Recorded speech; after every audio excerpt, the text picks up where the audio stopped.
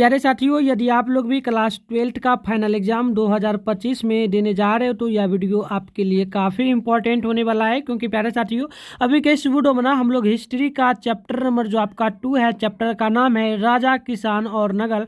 हम लोग इस चैप्टर से जितना भी ऑब्जेक्टिव टाइप प्रश्न एंड सब्जेक्टिव टाइप प्रश्न जो आपके एग्जाम में पूछा जाता है, यानी कि जो हम अभी करवाएंगे सारा का सारा आपके एग्जाम में ही पूछा जाएगा। तो अभी के इस वीडियो में हम लोग इस चैप्टर का पूरा सोल्यूशन करेंगे और इसके बाद आपके एग्जाम में एक भी क्वेश्चंस नहीं बनेगा। क्योंकि हमने पिछले चैप्टर में सारा का सारा जो चैप्टर नंबर आपका 1 था हमने कंप्लीट कर लिया था। और हम लोगों का सपना है कि 2025 में ना प्यारे बच्चों आप लोगों का 450 प्लस मार्क्स लाना है तो लाना है, या फिर टॉपर लिस्ट में जाना है। तो बिल्कुल चलिए हम लोग जो है प्यारे बच्चों फटाफट से स्टार्ट कर लेते हैं। और आप लोगों को पीडीएफ वगैरह चाहिए, ग्रुप ज्वाइन करना, अगर न्यू स्टूडेंट हो तो 696 पर ना अपना नेम भेजना है, साथ में डिस्ट्रिक्ट का नाम भेजना है। एंड प्यारे बच्चों अपना जो है ना क्लास 12th साथ में लिख देना है कि 8 सब्जेक्ट इतना लिख करके भेजिएगा तो मैं आपको ग्रुप में ऐड कर लूंगा। तो प्यारे बच्चों सबसे पहले ना हम लोग ऑब्जेक्टिव टाइप जो भी प्रश्न है पहले उसको देखेंगे, उसके बाद ही हम लोग जो है ना सब्जेक्टिव प्रश्न को करेंगे। तो चलिए फटाफट से करते हैं। तो देखना प्यारे बच्चों, सबसे पहला नंबर जो क्वेश्चन आपसे बोला जा रहा है, पहला क्वेश्चन है प्यारे बच्चों, बोला गया धर्मेंद्र की रचना इनमें से कौन सी है। ठीक है, तो बिल्कुल आप याद रखिएगा धर्मेंद्र की जो रचना है प्यारे बच्चों ये हो जाएगा बृहत कथा मंजरी, यानी कि ऑप्शन नंबर पहला का सी बिल्कुल जो है ना राइट हो जाएगा। अगले क्वेश्चन देखिएगा प्यारे बच्चों, 2 नंबर बोला गया है इंडिका किसकी रचना है। देखिएगा ये क्वेश्चन 2014 में पूछा भी जा चुका है। तो बिल्कुल याद रखिएगा मेघा अस्थनीज का, यानी ऑप्शन नंबर बी जो है बिल्कुल राइट होगा। इसके आगे देखिए प्यारे बच्चों क्वेश्चन नंबर 3 बोला किस गुप्त शासक को जो है ना लिच्छवी दोहित्र कहा जाता है। तो बिल्कुल 3 का नोट कर लीजिएगा, ये हो जाएगा प्यारे बच्चों समुद्रगुप्त को, यानी ऑप्शन नंबर ए बिल्कुल 3 का जो है ना राइट होगा। तो देखिए प्यारे बच्चों यहाँ पर क्वेश्चन नंबर 4 आपसे बोला है गुप्त काल में हस्ती सेना का प्रधान को क्या कहा जाता था। तो बिल्कुल चलिए इसका ऑप्शन देखते। तो बिल्कुल आप देख लेंगे प्यारे बच्चों, यहाँ पर 3 नंबर क्वेश्चन का जो 4 का राइट आंसर हो जाएगा ये आपका महाबला धिकृत होगा, यानी ऑप्शन नंबर डी बिल्कुल जो ना राइट होगा। इसके आगे देखिएगा क्वेश्चन नंबर 5 बोला गया है निम्न में से किस महिला संत जो ना निम्न में से जो ना निम्न में से महिला संत इनमें से कौन है। काफी इंपॉर्टेंट क्वेश्चन है, 2019 2021 दोनों में पूछा गया है। तो इसका राइट आंसर होगा प्यारे बच्चों मीरा भी हो जाएगा, साथ में अंडाल होगा, कराइकल भी होगा, यानी कि इनमें से सभी होगा, ऑप्शन डी बिल्कुल राइट हो जाएगा। इसके आगे देखना प्यारे बच्चों क्वेश्चन नंबर 6 बोला है धम्म की शुरुआत किसने की थी। ये भी क्वेश्चन 2019-21 में पूछा गया है। तो बिल्कुल याद रखिएगा इसका राइट आंसर होगा प्यारे बच्चों ऑप्शन जो आप नोट करेंगे ये बिल्कुल सी होगा, यानी कि अशोक का हो जाएगा। चलिए आगे बढ़ते। इसके आगे देखिएगा प्यारे बच्चों क्वेश्चन नंबर 7 बोला है कि समुद्रगुप्त की तुलना किस यूरोपीय शासक से की जाती है। देखिए 2020 और 2020 मतलब दोनों पाली में और 21 में भी पूछा गया है, बिल्कुल नोट करना। तो 7 का राइट आंसर बी होगा, ये आपका बिल्कुल नेपोलियन का हो जाएगा। तो राइट आंसर बी बिल्कुल जो है ना करेक्ट होगा। इसके आगे देखिए क्वेश्चन नंबर 8 बोला मौर्य वंश का संस्थापक कौन है। तो बिल्कुल 8 का राइट आंसर जो होगा आप नोट कर लेना, ऑप्शन नंबर ए होगा, यानी कि चंद्रगुप्त बिल्कुल जो ना राइट हो जाएगा।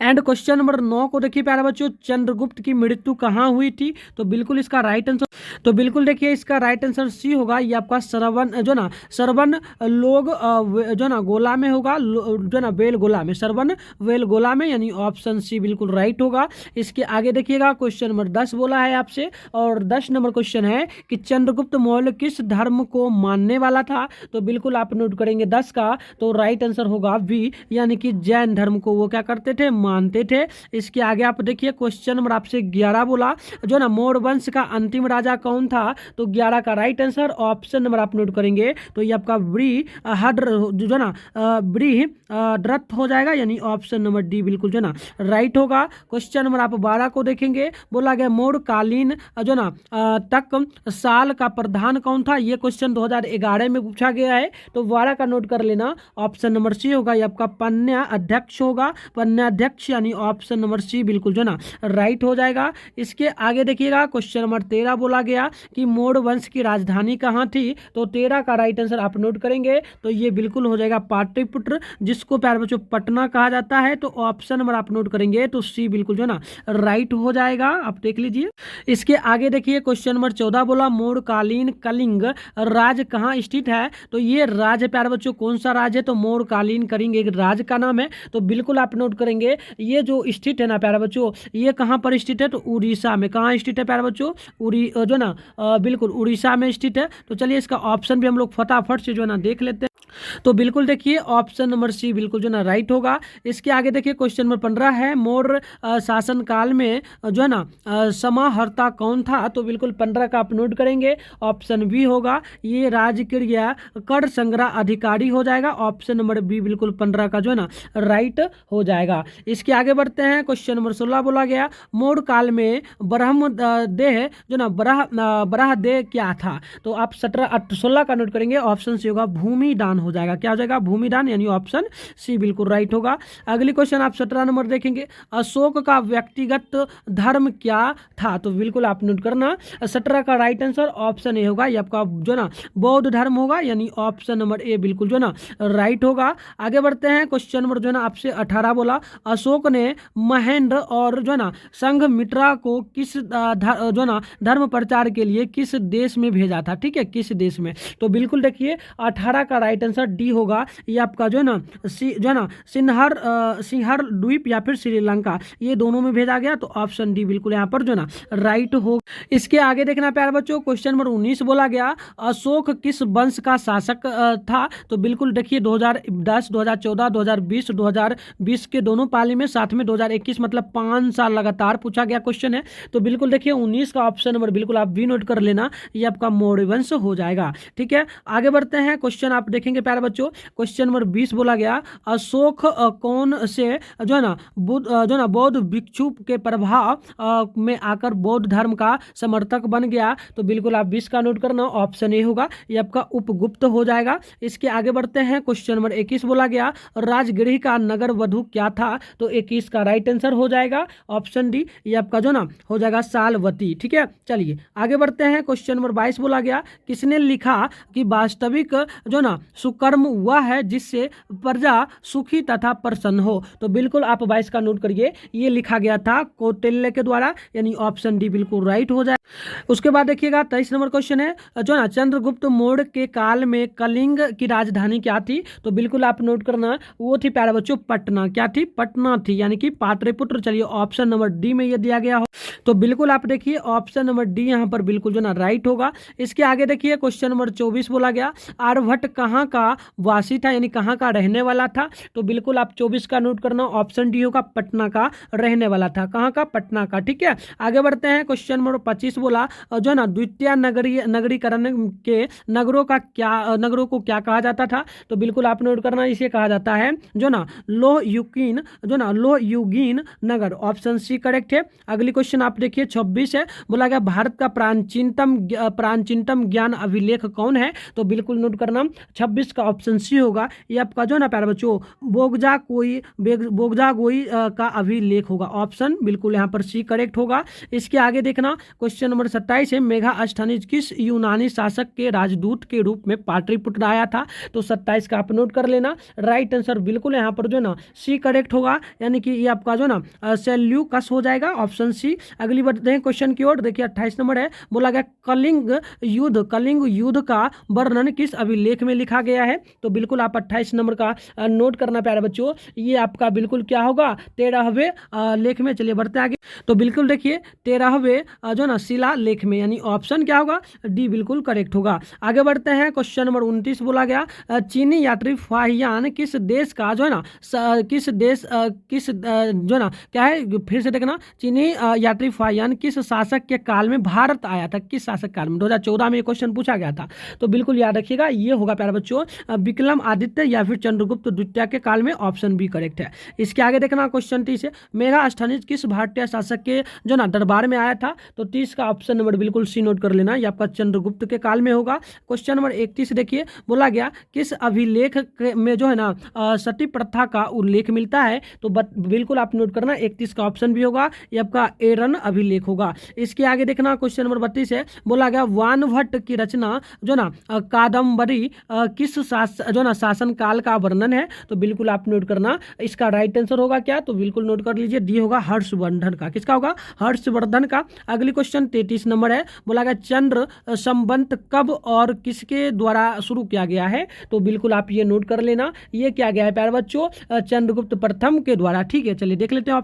बिल्कुल देखना, ऑप्शन नंबर डी में दिया गया चंद्रगुप्त प्रथम के द्वारा जो ना 319 से लेकर के 200 जो ना 320 ईस्वी के बीच में, ऑप्शन डी होगा। अगली क्वेश्चन है 34 नंबर, बोला गया पंचतंत्र की रचना किसने की है? पंचतंत्र आपने बचपन में कई बार पढ़ा होगा ना, तो बिल्कुल 34 का नोट करना, इसकी रचना क्या है? विष्णु शर्मा ने, ऑप्शन डी करेक्ट है। अगली क्वेश्चन है 35 नंबर, प्राचीन नालंदा विश्वविद्यालय के संस्थापक कौन थे? तो आप 35 का नोट कर लेना, ऑप्शन डी होगा कुमार गुप्त हो जाएगा। इसके आगे देखना क्वेश्चन नंबर 36, बोला भारतीय इतिहास का कौन सा काल जो है ना स्वर्ण काल कहा जाता है, यानी कि सोने का काल। क्या कहा जाता है प्यारे बच्चों? सोने का काल, यानी कि काफी बढ़िया होता है ना उस समय का अर्थ। तो ये 2010 और 17 और 21 में, 2021 में भी पूछा गया 3 साल क्वेश्चन, तो बिल्कुल याद कर लेना, ये प्यारे बच्चों गुप्त काल कहा जाता है। क्या कहा जाता है? गुप्त काल को। बिल्कुल 36 का ऑप्शन भी होगा। आगे बढ़ते हैं 37 नंबर क्वेश्चन देखना, बोला गया अर्थशास्त्र, ठीक है, अर्थशास्त्र में कितने प्रकार के विवाहों का उल्लेख है? तो बिल्कुल आप 37 का नोट कर लीजिए, ये आपका हो जाएगा 8 प्रकार का। कितना? 8 प्रकार का, ऑप्शन बिल्कुल यहाँ पर सी करेक्ट होगा।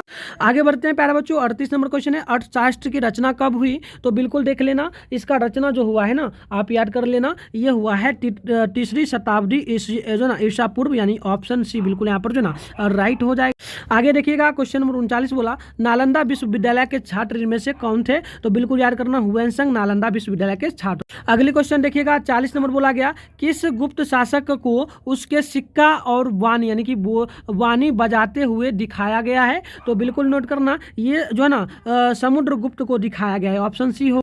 इसके आगे देखना प्यारे बच्चों 41 नंबर क्वेश्चन है, उत्तरी पश्चिमी भारत में जो ना प्राप्त अशोक के अभिलेखों में लिपि का प्रयोग किया गया है, वो कौन सी है? तो बिल्कुल वो खरोष्टी लिपि है, यानी ऑप्शन ए करेक्ट। अगली क्वेश्चन देखना प्यारे बच्चों 42 नंबर है, अशोक में कुल कितने अभिलेख जो ना अशोक के क्या है प्यारे बच्चों? अशोक के कुल कितने अभिलेख अभी तक प्राप्त हुए ना? तो बिल्कुल आप नोट कर लेना, 42 का राइट आंसर ऑप्शन नंबर जो होगा प्यारे बच्चों, ये आपका डी होगा, यानी कि 44 टोटल हो जाए। इसके आगे देखना प्यारे बच्चों 43 नंबर क्वेश्चन है, अशोक द्वारा जो ना प्रचारित बौद्ध धर्म जो है, बौद्ध धर्म कहाँ प्रचलित नहीं हुआ था? ठीक है, तो बिल्कुल प्यारे बच्चों आप नोट कर लेना, ये कहाँ पर प्रचलित नहीं हुआ था? तो ये बिल्कुल आपका होगा ऑप्शन भी जो ना ब्रिटेन में नहीं हो पाया था। इसके आगे देखिए 44 नंबर क्वेश्चन है, बोला गया है प्यारे बच्चों आपसे प्रश्न क्या बोला गया? बोला गया कि जीवक ने वैद्य की शिक्षा कहाँ से पाई थी? तो बिल्कुल उन्होंने तक्षशिला से पाया था, यानी ऑप्शन ए करेक्ट हो जाएगा। अगली क्वेश्चन देखना 45 नंबर, बोला गया जीवक कहाँ का रहने वाला था? तो वो राजगिरी का रहने वाला था, यानी ऑप्शन नंबर डी बिल्कुल यहाँ पर जो ना राइट हो जाए। इसके आगे देखिए क्वेश्चन नंबर जो ना 46 है, जीवक की ख्याति किस रूप में जो है ना थी? तो बिल्कुल आप नोट करना, वो था वैद्य के रूप में। तो ऑप्शन वैद्य का मतलब क्या होता है प्यारे बच्चों? डॉक्टर होता है। क्या होता है? वैद्य का मतलब जो है ना डॉक्टर होता है, तो बिल्कुल आप नोट करना, ऑप्शन सी हो। तो बिल्कुल प्यारे बच्चों यहाँ देखना 47 नंबर क्वेश्चन है, अंगराज जो है ना आधुनिक बिहार के किस जिले में अवस्थित है? तो ये भागलपुर में होगा। ठीक है, ऑप्शन यहाँ पर जो है ना डी बिल्कुल राइट हो जाएगा। इसके आगे देखना प्यारे बच्चों 48 नंबर जो क्वेश्चन आपसे बोला जा रहा है प्रश्न की, बोला गया जो ना बिंबिसार का संबंध किस वंश से था? तो बिल्कुल आप नोट करना, इसका ऑप्शन भी होगा हर्यक वंश से हो जाएगा। नेक्स्ट क्वेश्चन देखना 49 नंबर है, जो ना जरासंध का संबंध किस वंश में है? तो बिल्कुल नोट करना, इनका संबंध जो ना बृहद्र वंश में हो जाएगा ना। चलिए इसके आगे देख लेते हैं प्यारे बच्चों। देखिएगा 50 नंबर क्वेश्चन बोला तक्षशिला किस राज्य में स्थित है? तो 50 का बिल्कुल आप नोट करेंगे, ऑप्शन सी होगा गंगाधर राज्य में, जो है ना गांधार राज्य में होगा। क्या होगा? गांधार राज्य में, यानी ऑप्शन नंबर सी बिल्कुल यहाँ पर जो है ना राइट हो जाएगा। इसके आगे देखिए प्यारे बच्चों 51 नंबर क्वेश्चन बोला गया आपसे सेल्यूकस ने अपनी पुत्री का विवाह किस राजा के साथ किया था। तो 51 का नोट करना, ये बिल्कुल आपका प्यारे बच्चों जो राइट आंसर हो जाए, तो बिल्कुल प्यारे बच्चों ये हो जाएगा चंद्रगुप्त मौर्य के साथ, यानी ऑप्शन नंबर सी जो है ना बिल्कुल यहाँ पर राइट हो जाएगा। इसके बाद देखिएगा 52 नंबर क्वेश्चन बोला गया कि धर्म विजय का जो ना उल्लेख अशोक के किस जो ना शिलालेख में है। तो देखिए बिल्कुल ये जो है ना प्यारे बच्चों 13वें शिलालेख में होगा। कौन सा? 13वें शिलालेख में। चलिए ऑप्शन भी मैं आपको फटाफट से जो है ना इसका दिखा देता हूँ। तो बिल्कुल देखिए 13वें शिलालेख, ऑप्शन नंबर सी बिल्कुल यहाँ पर राइट होगा। इसके आगे देखना 53 नंबर क्वेश्चन है कालिदास किसके जो ना समकालीन थे। तो बिल्कुल 53 का right answer option number C होगा, चंद्रगुप्त द्वितीय के द्वारा। तो ऑप्शन नंबर सी आप नोट कर लीजिए। इसके आगे बढ़ते हैं, क्वेश्चन नंबर 54 को देख लीजिए। 54 नंबर जो क्वेश्चन बोला है काफी इंपॉर्टेंट होने वाला है। देखना बोला गया भारत का नेपोलियन किस जो ना प्यारे बच्चों नेपोलियन किस शासक को कहा जाता है। देखिए 2013-16 दोनों में 2 साल क्वेश्चन पूछा है ये। तो बिल्कुल ये कहा जाता है प्यारे बच्चों समुद्रगुप्त को, यानी ऑप्शन बी बिल्कुल करेक्ट। इसके आगे देखिए 55 नंबर क्वेश्चन बोला मगध की प्राचीन राजधानी कहाँ है प्यारे बच्चों। तो बिल्कुल आपको याद रखना है ये राजगिरी हो जाएगा, ऑप्शन बी करेक्ट हो जाएगा। 56 नंबर क्वेश्चन को देखिए बोला गया मगध का प्राचीनतम जो ना गज वंश कौन था। तो बिल्कुल याद कर लेना ये आपका हो जाएगा हड़यक वंश। क्या हो जाएगा? हड़यक वंश हो जाएगा। इसके बाद देखना 57 नंबर क्वेश्चन बोला पाटलिपुत्र का किम गजा ने सर्वप्रथम अपनी जो ना गजधानी बनाई थी कहाँ पर। ठीक है, तो बिल्कुल नोट कर लेना प्यारे बच्चों, ये जो आपका हो जाएगा कहाँ पर हो जाएगा आप नोट कर लेना, ये बिल्कुल जो है ना उदाईन में हो जाएगा। कहाँ पर हो जाएगा? उदाईन में। चलिए ऑप्शन भी मैं आपको दिखा देता हूँ इसका क्या करेक्ट होगा।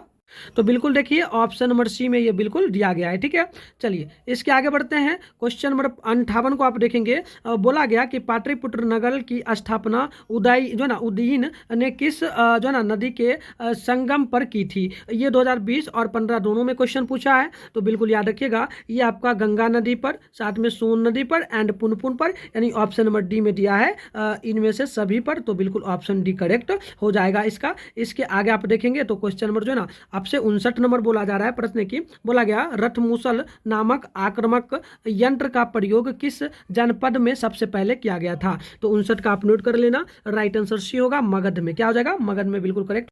इसके आगे देखना क्वेश्चन नंबर 60 बोला कि जो ना ताम्र लिपि बंदरगाह अवस्थित जो ना था कहाँ पर। तो बिल्कुल 60 का नोट कर लेना, ऑप्शन नंबर सी होगा, बंगाल में ये स्थित था।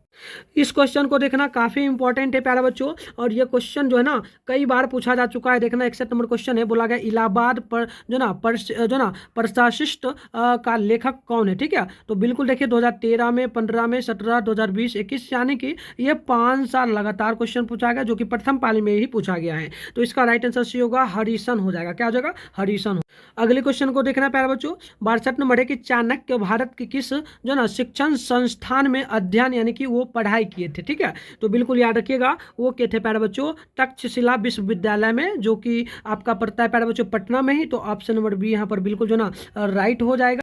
इसके आगे देखिए क्वेश्चन नंबर 63 है कि प्राचीन भारत में जो ना आडोंतपुरी विश्वविद्यालय कहाँ स्थित है। तो था पहले के टाइम में ना, अब तो नहीं है, इसलिए नोट करना ये आपका ऑप्शन ये होगा मगध में। ठीक है, मगध मतलब बिहार को ही पुराना नाम मगध है, इसलिए आप ये भी ध्यान रखिए, आपके मन में अगर आए तो ध्यान रखना बिहार का ही पुराना नाम क्या था? मगध था। चलिए आगे बढ़ते। इसके आगे 64 नंबर क्वेश्चन है शक संबंध जो ना संबंध की शुरुआत कब से मानी जाती है। तो बिल्कुल आप नोट करिए प्यारे बच्चों ऑप्शन नंबर बी को, यानी कि 78 SB से। ठीक है, 78 SB से ही ऑप्शन क्या होगा? बी यहाँ पर बिल्कुल जो ना राइट हो जाएगा। इसके बाद देखिए 65 नंबर क्वेश्चन है विश्व में पाई जाने वाली पहली धातु कौन थी। ठीक है, तो बिल्कुल आप नोट कर लेंगे पहली जो धातु थी ये थी प्यारे बच्चों तांबा, यानी ऑप्शन बी करेक्ट हो। इसके आगे 66 नंबर क्वेश्चन है भारत की सबसे प्राचीनतम लिपि क्या है ना। तो बिल्कुल आप नोट करना ये लिपि है प्यारे बच्चों ब्राह्मणी लिपि, यानी ऑप्शन बी करेक्ट होगा। इसके बाद देखना 67 नंबर क्वेश्चन बोला जा रहा है कि प्रयाग प्रशासित का संबंध किस गुप्त शासक से है। तो बिल्कुल आप नोट कर लेना ये आपका समुद्रगुप्त से होगा, यानी ऑप्शन बी करेक्ट होगा। इसके आगे आप लोग देखना क्वेश्चन नंबर 68 बोला गया अपने स्वयं के खर्चे से जो है ना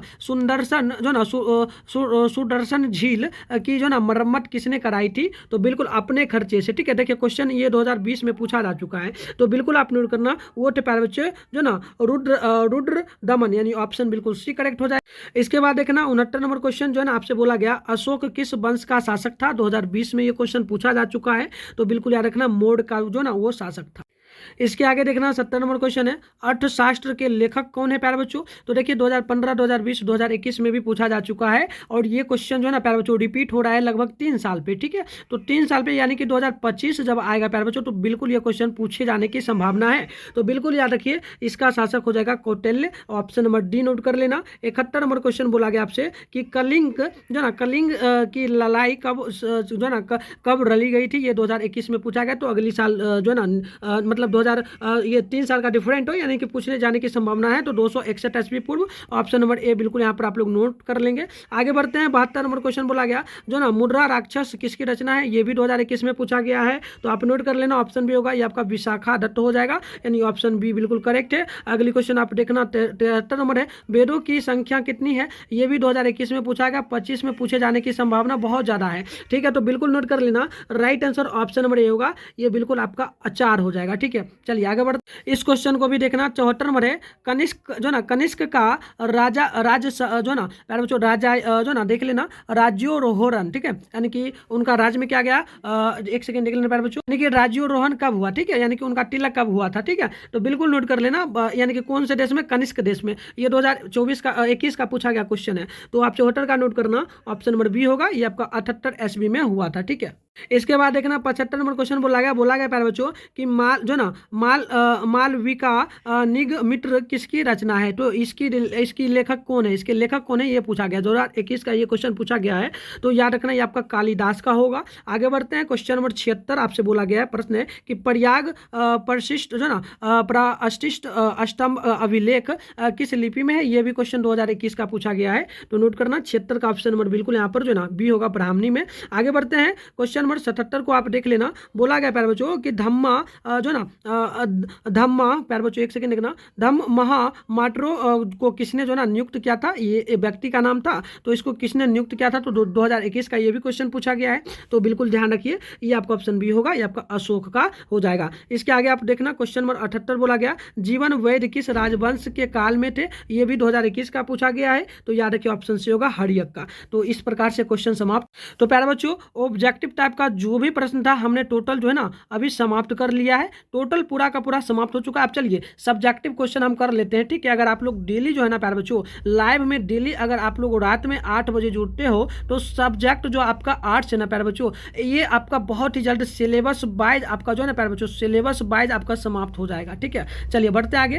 तो प्यारे बच्चों हम लोग फिर से जो है वहीं आ चुके हैं, क्वेश्चन नंबर 1 से हम लोग स्टार्ट करेंगे। जैसे कि क्वेश्चन यहाँ पर आप देखना बोला गया है जो ना महाजन पद, ठीक है, महाजन पद से आप क्या समझते हैं, ये 2017 का पूछा गया क्वेश्चन है। तो उत्तर यहाँ पर लिखना है, उत्तर जो है ना उत्तर होगा वैदिक काल में, ये नहीं होगा, होगा वैदिक काल में जिस क्षेत्रीय राज्यों के जो ना उदय की प्रक्रिया आरंभ हुई थी वह 6वीं सदी जो ना 6वीं यानी कि 6वीं सदी जो थी 6वीं सदी ईस्वी पूर्व तक आते आते बड़े राज्यों में बदल गई। इन्हीं प्रभुत्ता जो ना इन्हीं प्रभुत्ता संपन्न राज्य को जो ना महाजन पद कहा गया। बौद्ध ग्रंथ के अनुसार 16 महाजन पद थे। तो अभी देखना था ना आपने कितना महाजन पद है, तो ये पहला क्वेश्चन।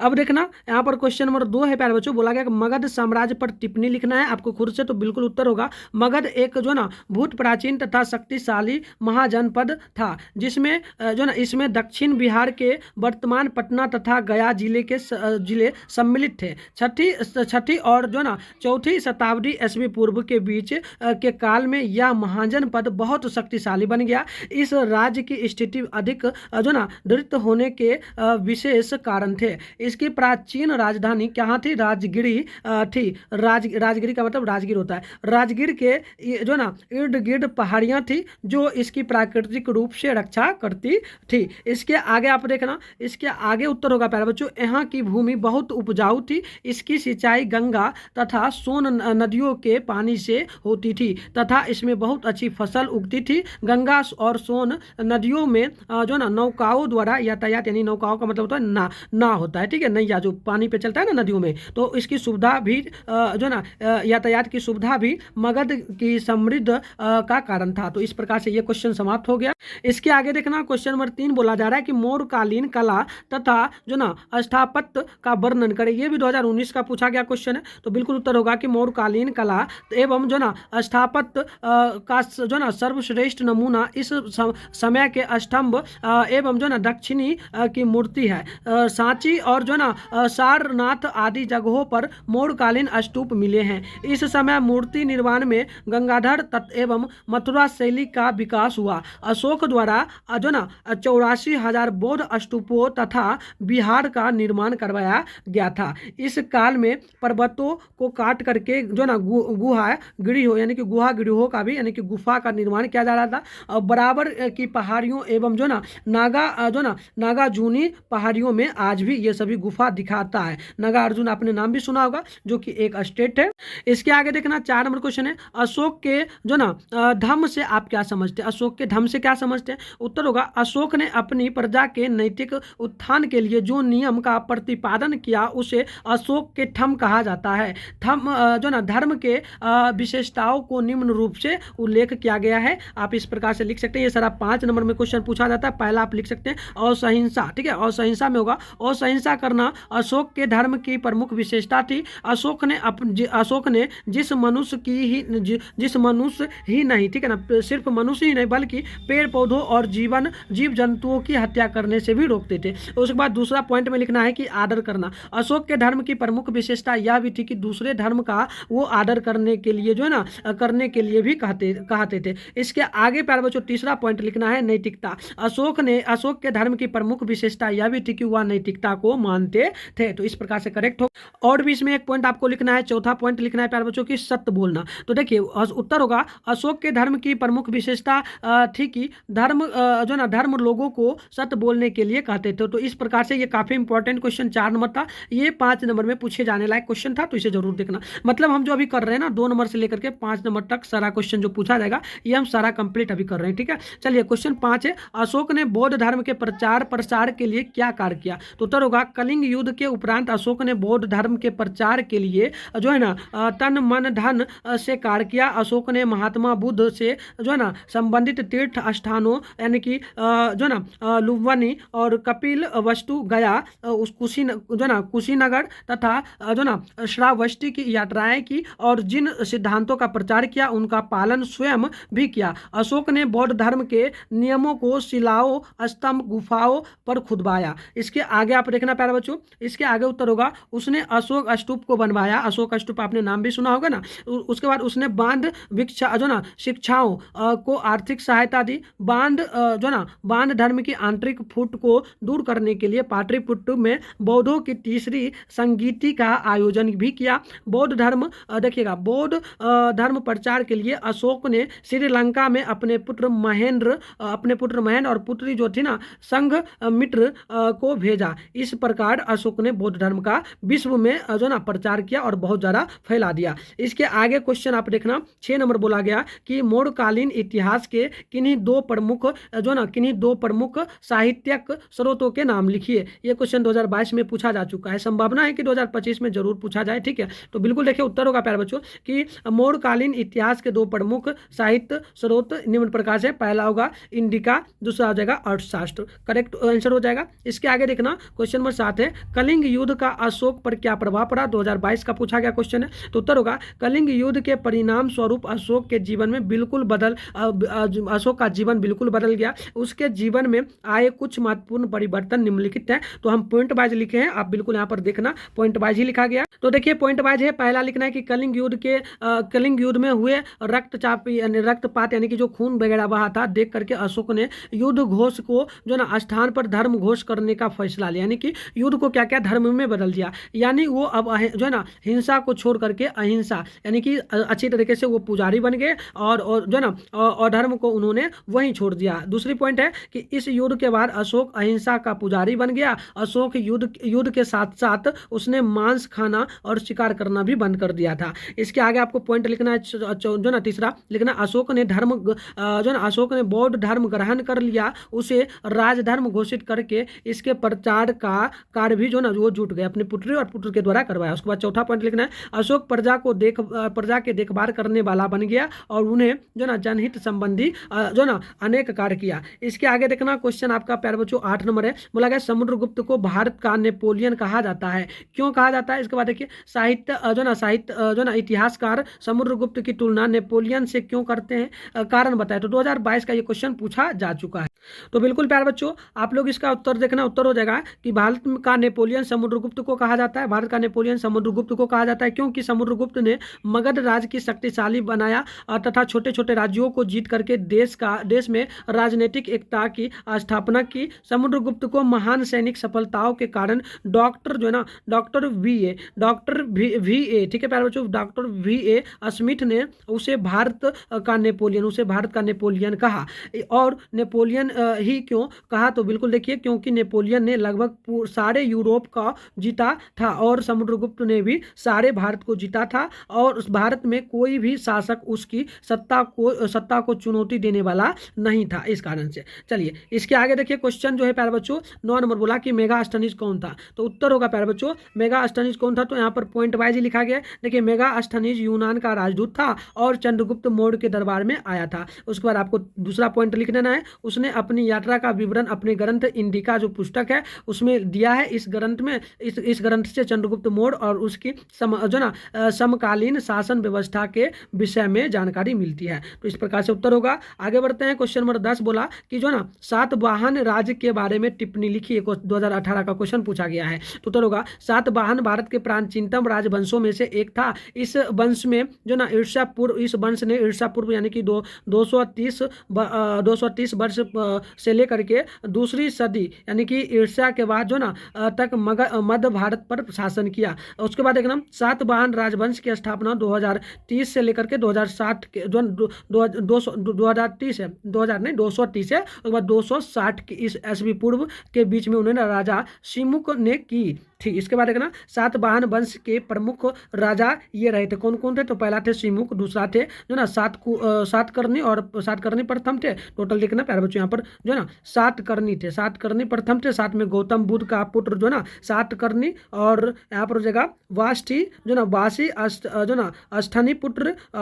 अष्टनी पुत्र एक सेकंड देखना प्यारे बच्चों, ये पूरा नाम है वाष्टी अष्टनी पुत्र यानी कि पुलु मावी भी था और क्या है प्यारे बच्चों, यह स्त्री सातकालीन भी था। तो इस प्रकार से होगा, ये करेक्ट आंसर हो जाएगा। इसके आगे देखना क्वेश्चन 11 है, इतिहास के लेखन में अभिलेखों का क्या महत्व है? तो बिल्कुल उत्तर होगा इतिहास के लेखन में अभिलेखों का महत्वपूर्ण योगदान है। प्राचीन काल में राजाओं के समय जो घटनाएं घटती थी राजा उन्हें अभिलेख में लिखा देते थे। अभिलेख लिखवाने की शुरुआत अशोक ने की थी।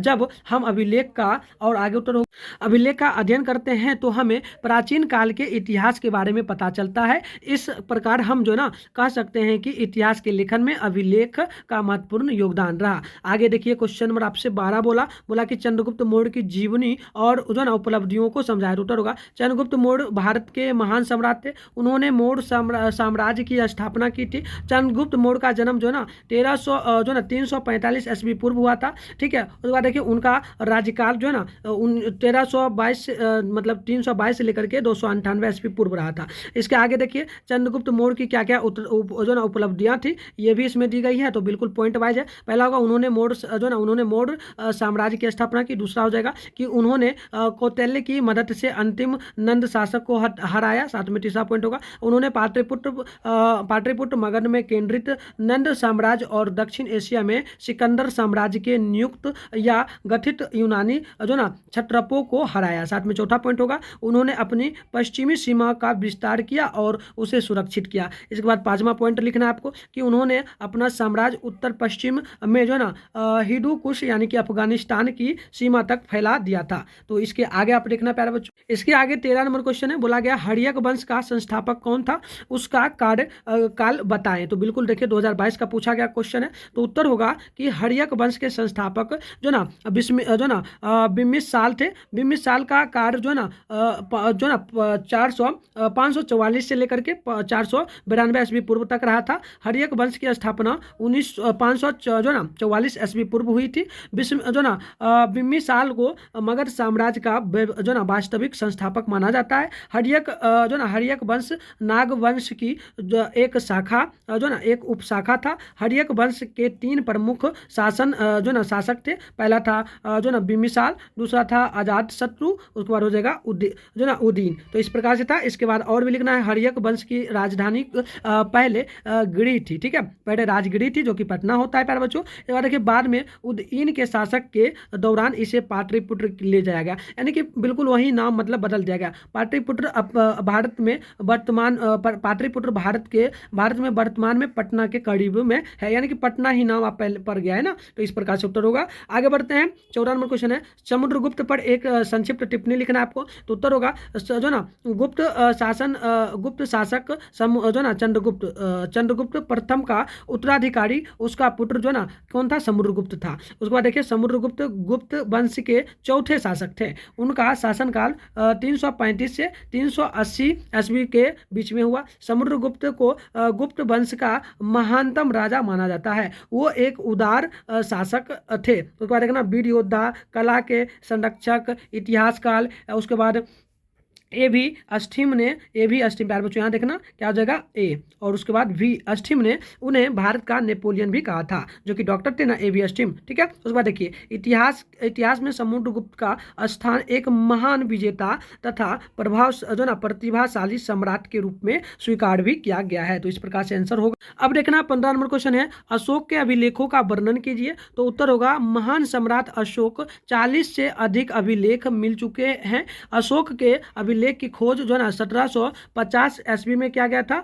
अशोक के अभिलेख को पढ़ने वाला प्रथम व्यक्ति जो था यह था जेम्स प्रिंस। कौन था प्यारे बच्चों, जेम्स प्रिंस था। अशोक के अभिलेखों को ग्रीक माइक तथा पाली भाषा में लिखा गया है। अशोक का सबसे लंबा अभिलेख 7वां अभिलेख है। कौन सा, 7वां अभिलेख होगा, ठीक है। इसके बाद जबकि सबसे छोटा अभिलेख जो है ये आपका प्यारे बच्चों रुई देवी का अभिलेख है। अशोक का नाम, इसके आगे देखना, अशोक का जो नाम है गुजरा अभिलेख में मिलता है, ठीक है। उसके बाद देखना अशोक को पुराणों में अशोक वर्धन, पुराणों में क्या कहा जाता है, यानी कि वेद पुराण जो है उसमें अशोक वर्धन नाम से भी जाना गया है। अशोक के 13 अभिलेख से हमें कलिंग युद्ध का पता चलता है। तो इस प्रकार से आंसर होगा। आगे देखना छोटा क्वेश्चन है 16 नंबर, अशोक के अभिलेखों को कितने भागों में बांटा गया है समझाइए। तो उत्तर होगा अशोक के अभिलेखों को 3 भागों में बांटा गया। पहला हो जाएगा शिलालेख, उसके बाद हो जाएगा अष्टम लेख और तीसरा हो जाएगा गुहा लेख।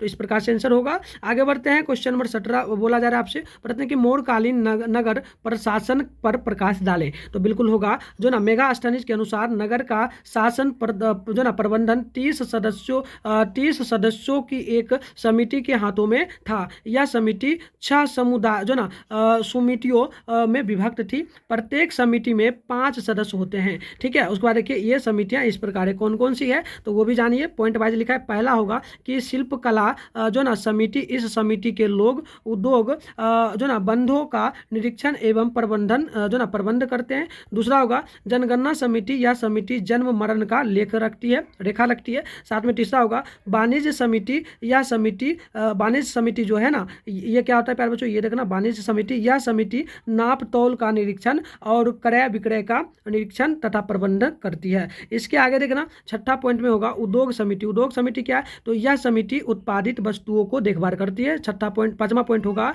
ये होगा आपका कर समिति, तो इस समिति का प्रमुख कार्य जो है ना वसूल करना होता है, ठीक है। चलिए होगा करेक्ट आंसर। आगे देखिए क्वेश्चन नंबर 18 है, अशोक साम्राज्य के पतन के कौन कौन से कारण थे, इनमें इसमें अशोक कहां तक उत्तरदायी था। तो बिल्कुल उत्तर होगा अशोक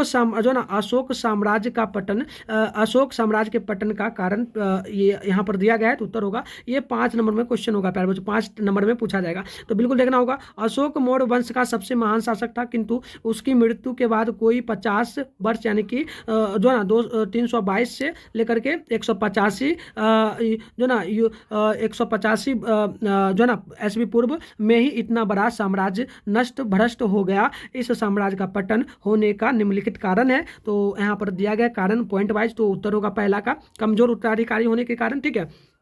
समुद्रगुप्त तथा अशोक जैसे शासकों में इतनी सामर्थ्य तथा बुद्धि थी कि एक विशाल साम्राज्य को संभाल सके। अशोक के उत्तराधिकारी दशरथ था, ठीक है, दशरथ। और उसके बाद जो है ना संप्रति और जो ना बृहद्रथ जो ना प्यारे बच्चों बृहद्रथ बहुत कमजोर थे। वे शासन की जो ना बागडोर संभाल ना सके और ऐसे में मौर्य साम्राज्य का पतन जो ना होना स्वाभाविक ही था। इसके बाद तीसरा पॉइंट में आपको लिख देना है, उत्तराधिकारी व्यवस्था का अभाव था। तो उत्तर होगा मौर्य साम्राज्य में उत्तराधिकारी की नियुक्ति करने का कोई विशेष नियम न था। कहा जाता है कि अशोक के उत्तराधिकारी कुणाल को उसकी सौतेली माता द्वारा जो ना अंधा करवा दिया गया। इस प्रकार राजकुमारों ने अपनी आपसी झगड़ों और उसमें बहुविवाह की प्रथा ने महल में जो ना पद यंत्रों का अड्डा बना दिया। ऐसे वातावरण में जो ना मौर्य साम्राज्य का पतन जो ना अवश्य संभावी ही था। उसके बाद देखिए तीसरा पॉइंट लिखना है, आंतरिक विद्रोह। तो उत्तर होगा आंतरिक विद्रोह ने भी मौर्यों के पतन में बड़ा भारी भाग लिया। अशोक की मृत्यु के बाद कमजोर उत्तराधिकारी राज करने लगे, जिसका दूर दूर के राज्यों के गवर्नर यानी कि सरकार ने भी पूरा लाभ उठाया। जो ना कंधार प्रांत में जो ना बीरसेन और कश्मीर में जुकल स्वतंत्र हो गया। इस प्रकार से आगे देखिएगा और भी हो जाएगा। चौथा पॉइंट की विदेशी आक्रमण। देखिए मौर्य साम्राज्य के पतन को देख बाहर के आक्रमणकारियों ने, मतलब बाहरी जो आक्रमणकारी थे वो ने भी भारत की ओर अपने कदम बढ़ाए। उन्होंने बार बार भारत पर आक्रमण करना शुरू कर दिया और देश को बहुत हानि पहुंचाई।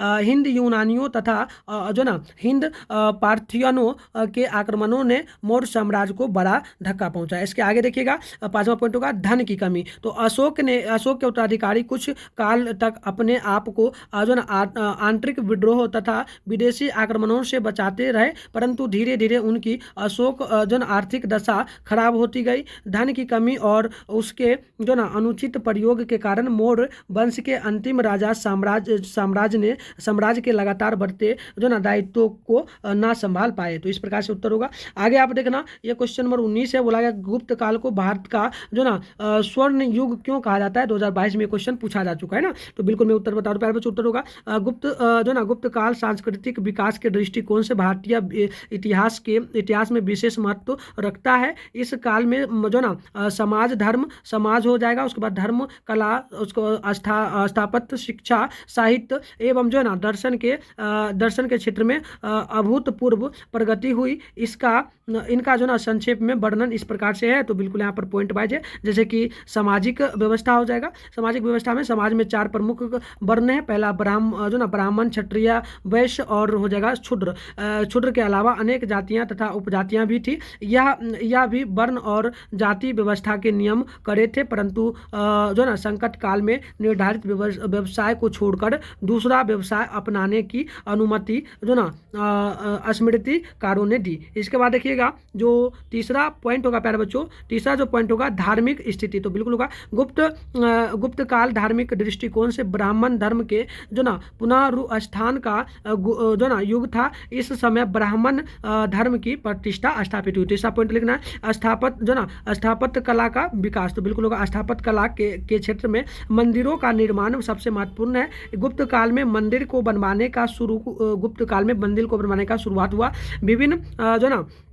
विभिन्न वातावरणों के लिए भव्य मंदिर बनाए गए। इन मंदिरों में जो ना तकनीकी एवं निर्माण संबंधी अनेक विशेषताएं देखी जा सकती है। तो उसके बाद लिखना आपको प्यारे बच्चों जो ना पॉइंट में चौथा पॉइंट हो जाएगा आपका। ये पॉइंट होगा कि शिल्पकला में होगा मूर्तिकला का विकास भी गुप्त काल में हुई। मूर्तिकला भी धर्म से प्रभावित थी। अधिकांश मूर्तियाँ देवी देवताओं जैसे बुद्ध हो जाएगा और तीर्थकारों ने की बनी थी। इसके बाद पांचवा पॉइंट में लिखना है चित्रकला। तो चित्रकला में लिखना आपको लिखा जाएगा कि चित्रकला के क्षेत्र में विशेष प्रगति हुई। रंगों, रेखाओं का प्रयोग, भावों एवं विषयों का चित्रीकरण अत्यंत प्रभावशाली ढंग से जो ना किया गया। उसके बाद लिखना है गुप्तकालीन चित्रकला के सर्वोत्कृष्ट नमूने जो ना अजंता एवं बाघ की गुफाओं से मिला। तो इस प्रकार से होगा आंसर। इसी में प्यारे बच्चों और लिखना आपको गुप्तकाल संस्कृत भाषा एवं साहित्य के विकास का जो ना चरमोत्कर्ष का काल था। संस्कृत में ही धार्मिक ग्रंथों, नाटकों एवं जो ना प्राष्टियों की रचना हुई। अनेक पुराणों और स्मृतियों की रचना गुप्त काल में हुई। इस समय के सबसे विख्यात कवि कालिदास थे। कालिदास ने अपने नाटकों की रचना की। विज्ञान और तकनीकी शाखाओं का विकास भी गुप्त काल में ही हुआ। विज्ञान के क्षेत्र में सबसे अधिक प्रगति हुई। उपयुक्त सांस्कृतिक उपलब्धियों के आधार पर ही विद्वानों ने गुप्त काल को जो ना स्वर्ण काल कहा। तो इस प्रकार से ये चैप्टर प्यारा बच्चों आपका जो प्यारा बच्चों चैप्टर था आपका क्लास 12 का हिस्ट्री का, ये था चैप्टर राजा, किसान और नगर, पूरा का पूरा समाप्त हो गया है। इस चैप्टर से ऑब्जेक्टिव प्लस सब्जेक्टिव एक भी क्वेश्चन इसके बाहर नहीं पूछा जाएगा। नेक्स्ट क्लास हम लोग जो करेंगे उसमें हम लोग प्यारे बच्चों ज्योग्राफी को करेंगे। उसमें हम लोग ज्योग्राफी को करेंगे जो कि आपका रात में 8 बजे ही चलेगा। उसमें हम ज्योग्राफी का चैप्टर 1 कर चुके थे, तो ज्योग्राफी का चैप्टर नंबर 2 हम लोग करेंगे। आप लोग जरूर जुड़ना। और इसका पीडीएफ वगैरह कहाँ मिलेगा तो वो भी मैं आपको जो ना बता देता हूँ प्यारे बच्चों। नहीं तो सिंपल सा आप इस नंबर पर मैसेज कर लेना, ठीक है। अपना नाम, डिस्ट्रिक्ट का नाम मैंने पहले ही बोला, ये सब कर लेना। चैनल को सब्सक्राइब कर लेना। वीडियो कैसा लगा कमेंट बॉक्स में जरूर बताना। मिलता है नेक्स्ट वीडियो में, तब तक के लिए बाय बाय।